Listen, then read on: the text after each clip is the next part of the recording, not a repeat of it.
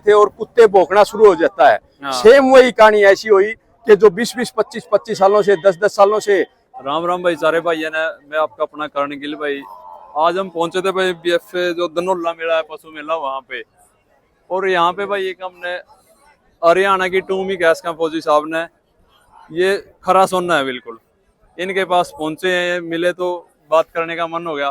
तो फौजी साहब से एक बार मिलते हैं। फौजी साहब नमस्कार। नमस्कार जी। सबसे पहले तो आपके जितने भी साथी चैनल देखने वाले हैं, बहुत बहुत धन्यवाद उनका। आप उनके लिए इतनी अच्छी वीडियो कवर करते हो दूर दूर जा के, ताकि उनको भी जानकारी मिले और अच्छे पशुधन तैयार कर सके।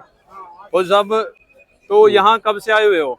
सर हमें इधर 4 तारीख को आ गए थे, 5, 6, 7 का ये मेला था भाई। 4 तारीख से यहाँ पे फौजी साहब आए हुए हैं। तो यहाँ पे कौन से बुल को या कोई कट्टी को या किसको लेके आए हो आप? सर अपने पास वैसे तो सीमन पे 3 बुल हैं, शेरा फौजी, सम्राट फौजी और अंगद। अच्छा। और मैं इधर अपने 4 पशु लेकर के आया हूँ, 2 कटड़ी 2 कटड़े। तो शेरा फौजी के बारे में तो आज पूरा भारत जानता है, जिसका 35 सालों का ओरिजिनल HLDB का रिकॉर्ड है, माँ का, नानी का, दादी का। और ऊपर से ये सरकारी दादरी मेले का चैंपियन। और मैं ये कहता हूँ, बहुत कितने ऐसे बुल हैं जिनकी भाई ब्रीड वैल्यू भी पास हो, DNA भी हो, HLDB में माँ का भी दूध रिकॉर्ड हो, दादी का भी दूध का रिकॉर्ड हो, और ऊपर से सरकारी दादरी मेले का चैंपियन है। अगर ढूंढने लग जाए तो प्राइवेटों में एक भी बुल आपको ढूंढने से नहीं मिलेगा। तो ये चीज देखने वाली होती है। और मैं ये सब को यही कहता हूँ, जितने भी अगर सीमन पे बुल हैं तो भाई ब्रीड वैल्यू सभी ने चेक करानी चाहिए।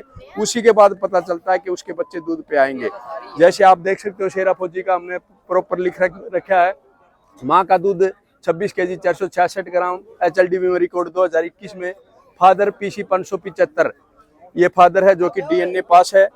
और ऊपर से जो दादी का दूध है दूसरे बैच का 24 kg 853 ग्राम पर डे और 4970 305 दिन का। दादी का दूध तीसरे बैच में 25 kg 600 ग्राम और नानी का दूध पहले बैच का 18 kg 600 ग्राम।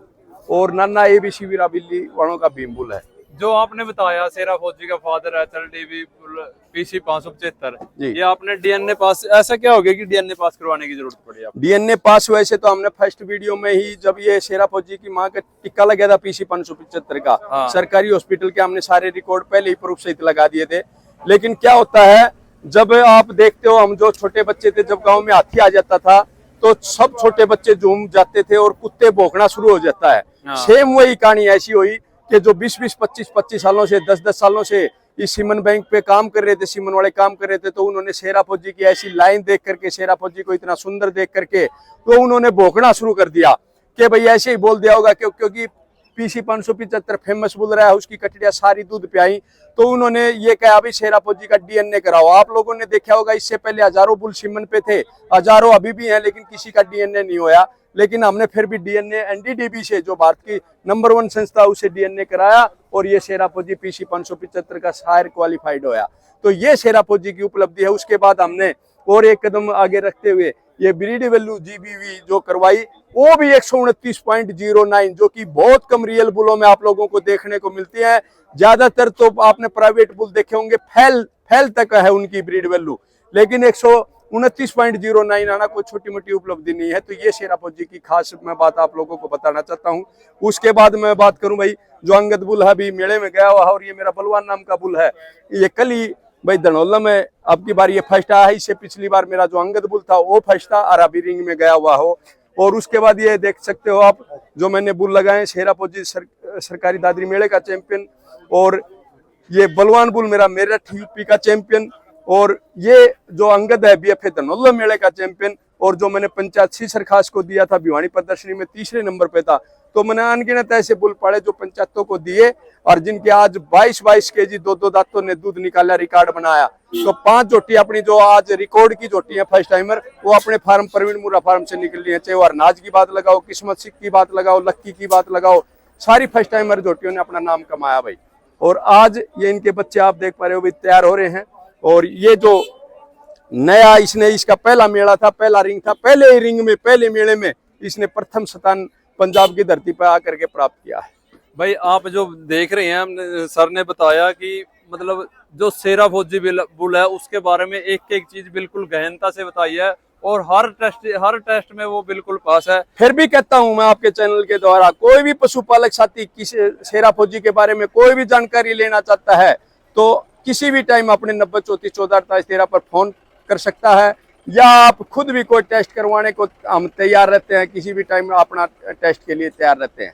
और पशुपालक का हक बनता है, जो सीमन यूज करते हैं उसको पता भी होना चाहिए वो कौन से बाप का है, कौन सी माँ का है, उसकी दूध का रिकॉर्ड क्या है, उसकी ब्रीड वैल्यू क्या है। जब तक हम इन चीजों का ध्यान नहीं देंगे तो किसान आगे नहीं बढ़ सकता। क्या अभी आप लोगों ने पीछे देखा होगा, शेरा फौजी के पीछे पड़ने की कोशिश करी थी कि भाई कोई नया इस लाइन में नहीं आए, ऊपर नहीं उठे, उसको पहले ही दबा दो। लेकिन मैंने आप लोगों को कहा कि भाई मेहनत के साथ अगर काम करोगे, सच्चाई के ऊपर काम करोगे तो सच्चाई दब नहीं सकती, ऊपर आएगी। अच्छा फौजी साहब, जो पशुपालन वाली लाइन है ये पहले लोग क्या समझते थे कि अनपढ़ों की लाइन है जी, लेकिन आज देख रहे हैं हम आज के युवा ज्यादा इस लाइन में आने लग रहे हैं, तो उनको आप क्या मैसेज देना चाहोगे? देखो भाई साहब, न तो ये अनपढ़ों की लाइन और न पढ़े लिखों की लाइन, ये सभी की मिलजुल करके ये लाइन है।